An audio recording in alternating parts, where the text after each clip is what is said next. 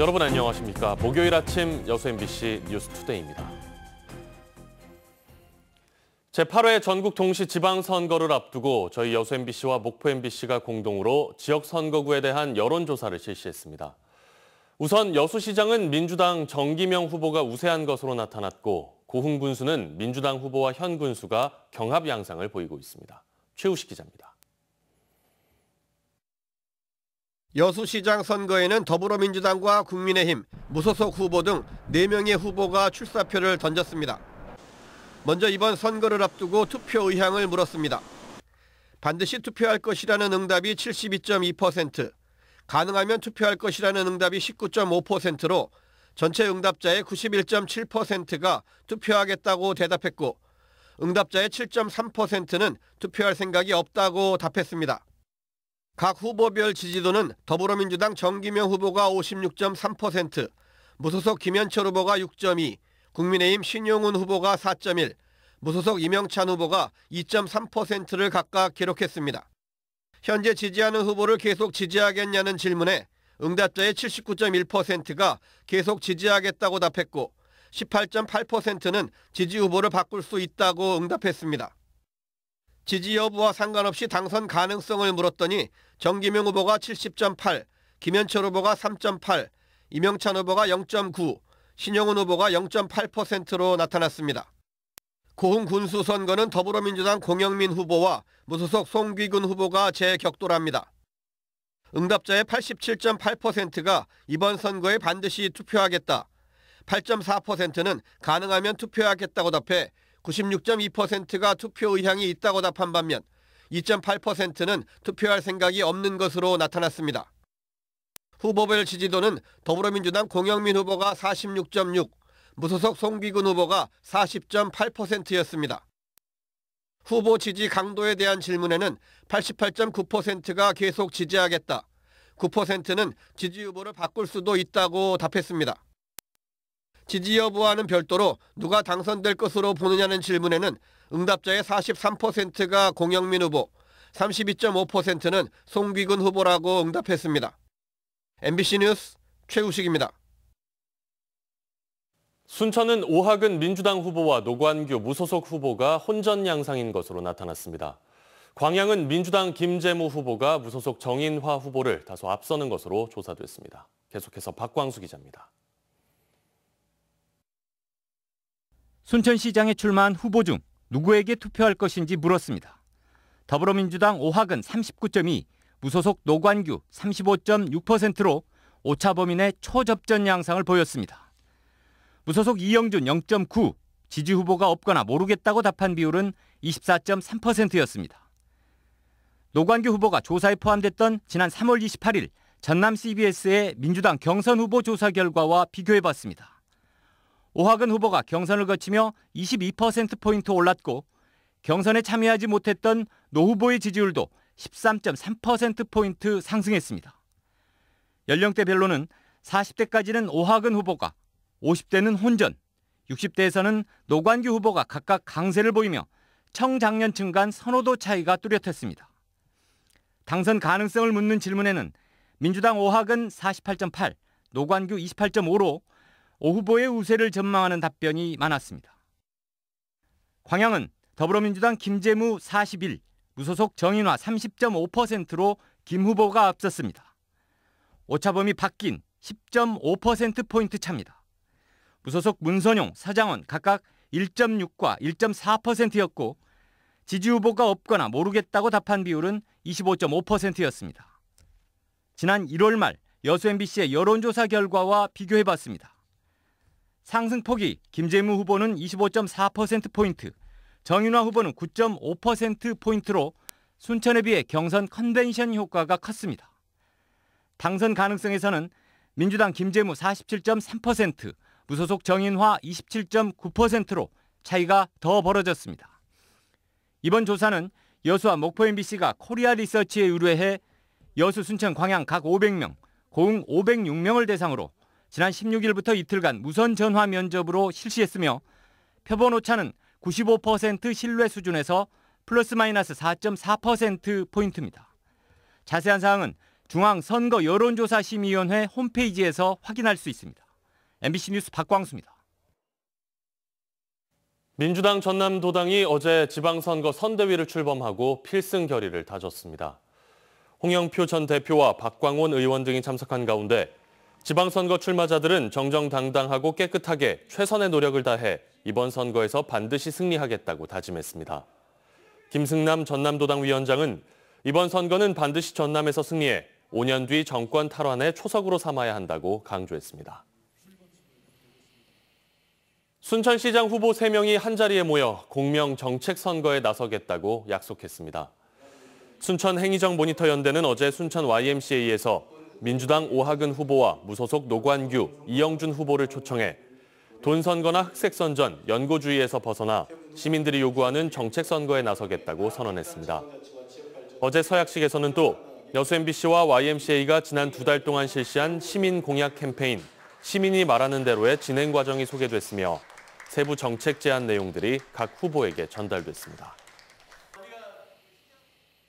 어제 5.18 기념식에는 국민의힘 소속 국회의원 대부분은 물론 정부 강요와 청와대 인사들이 대거 참석했습니다.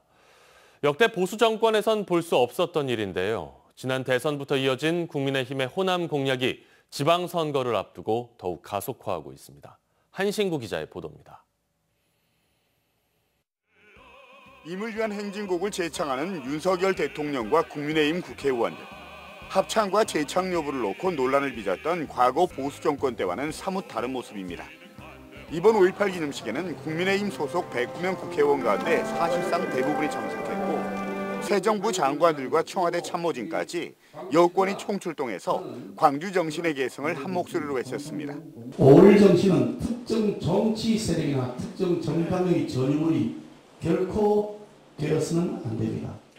지난 대선부터 이어진 호남 서진 공약을 2주 앞으로 다가온 지방선거 국면에서 더욱 가속화하는 행보로 읽힙니다. 그렇지만 새 정부 인선에서 광전남 인사가 배제되고 국회에 제출된 첫 추경안에도 지역 SOC 예산이 대폭 삭감되는 등 호남 소외 우려는 여전한 상황입니다. 때문에 호남 민심을 향한 이런 구애가 진정성을 의심받지 않기 위해선 말이나 겉모습만이 아닌 강력한 실천 의지가 뒤따라야 합니다.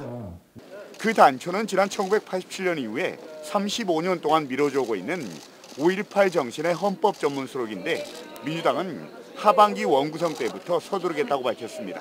헌정개혁특위를 만들어서 헌법 개정을 본격적으로 논의해야 한다고 보는데 5.18 광주 정신이 헌법 전문에 포함되는 안을 윤석열 대통령이 이번 기념사에서 헌법 전문 수록을 명시적으로 밝히지 않은 만큼 이제 그 공은 국회로 넘어왔습니다.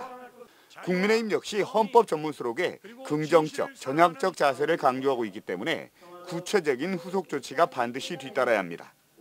노무현 문재인 정부 때 2차례나 보수 정당의 반발과 불참으로 5월 정신의 헌법 전문 수록이 무산된 아픈 전례가 있기 때문입니다. 이런 큰 틀에서의 정치적인 논의와 함께 갈 수 있지 않을까 생각하고 당연히 언젠가 우리가 개헌이 된다면은 이 5.18 정신을 헌법에 담는 문제는 그것은 이제 양당 간의 이견이 별로 없는 문제일 것이다 이렇게 생각합니다. 이례적으로 보일 만큼 과거 보수 정권 때와는 달라진 윤석열 정부와 국민의힘의 5.18 기념식 행보. 진정성 있는 후속 조치와 실천 의지가 그동안 꽉 막혀있던 호남 민심 혈맥도 뚫고 지방선거에서 의미 있는 성적도 거둘 수 있습니다. MBC 뉴스 한승규입니다. 더불어민주당이 하반기 국회 원구성 때 헌정특위를 구성하는 등 5.18 정신의 헌법 전문 수록을 서두르겠다고 밝혔습니다. 윤호중 민주당 비대위원장은 5.18 기념식 참석 이후 열린 중앙선대위에서 이같이 밝히고 윤석열 정부와 국민의힘이 5.18 진실규명과 광주정신 계승에 협조해야 한다고 말했습니다. 또 민주당이 광주정신으로 새롭게 혁신해 윤석열 정부를 바로잡겠다고도 덧붙였습니다. 민주당이 헌정특위 구성을 제안한 데 대해 국민의힘이 긍정적이라며 선거제도 변화 등 큰 틀의 정치적 논의와 함께 가야 한다고 말했습니다. 이준석 대표는 5.18 정신을 헌법 전문에 넣는 것은 개헌이 뒤따라야 하는데 그때마다 권력구조 개편 등의 논의가 이어진다며 이같이 밝혔습니다.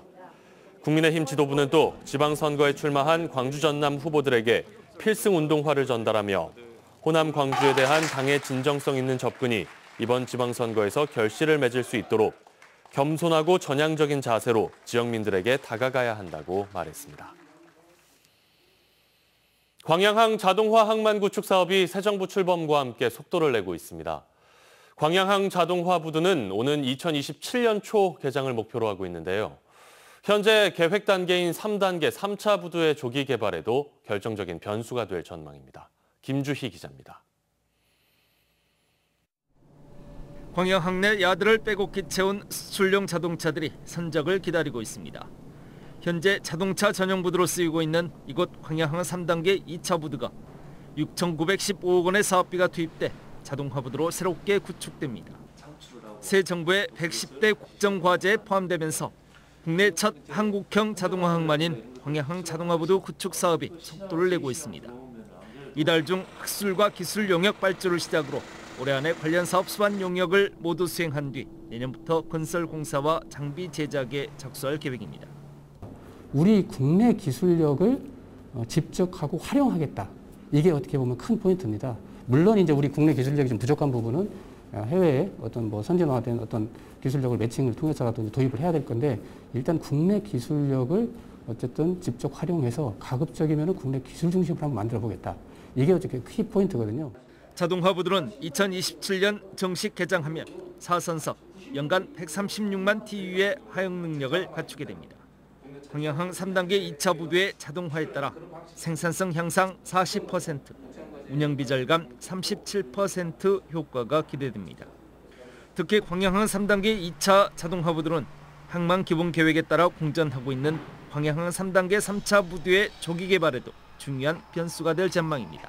3회 2단계가 수요가 넘쳐나고 그다음에 선사들에 있어서 경쟁력이 있는 부두로 될 경우에 자연스럽게 3회 3단계 개발의 필요성에 대해서도 요구가 있을 것으로 예상이 되기 때문에 저희가 광양항의 지금에 있어서 가장 어떻게 보면 변곡점에 있는 그런 시점이라고 말씀드릴 수 있습니다.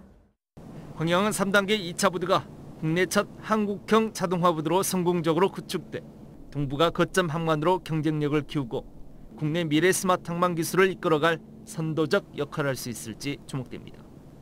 MBC 뉴스 김주입니다. 경찰이 지적장애 이모를 때려 숨지게 한 혐의로 30대 여성을 긴급 체포했습니다. 여수경찰서는 어제 자신의 어머니가 운영하는 숙박업소에서 지적장애를 앓고 있는 60살 이모를 때려 숨지게 한 혐의로 35살 조카를 긴급 체포했습니다. 경찰은 숨진 여성의 온몸에 멍이 들어있는 사실을 확인했다며 정확한 사망 원인을 밝히기 위해 국과수에 시신 부검을 의뢰했습니다. 전라남도와 전남관광재단이 최근 사우디아라비아 리야드에서 열린 한국-사우디 수교 60주년 기념 한국관광 로드쇼에 참여해 신안 퍼플섬과 순천만 국제정원 박람회를 소개하는 등 전남 방문의 해를 홍보했습니다. 또 현지에서 사우디 여행사, 여행 전문 플랫폼 운영사 등과 업무 협약을 맺고 전남 관광 홍보와 중동 관광객 유치에 협력하기로 했습니다.